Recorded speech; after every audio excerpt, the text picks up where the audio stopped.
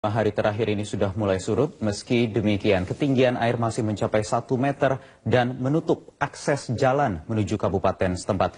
Informasi selengkapnya akan dilaporkan oleh Aulia Pane langsung dari Aceh Singkil. Aulia, apa dampaknya terputusnya akses jalan bagi warga akibat banjir?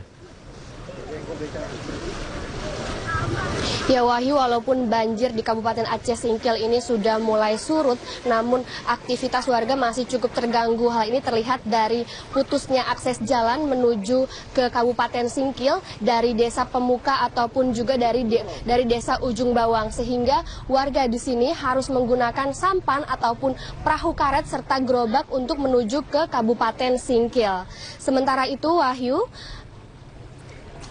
seorang warga yang berasal dari Desa Kilangan yang hendak melahirkan sudah berhasil dievakuasi ke Rumah Sakit Umum Daerah Singkil. Warga tersebut bernama Masita dan sebelumnya sudah berada di puskesmas, namun karena peralatan yang tidak memadai di puskesmas sehingga ibu tersebut harus dirujuk ke Rumah Sakit Daerah Singkil.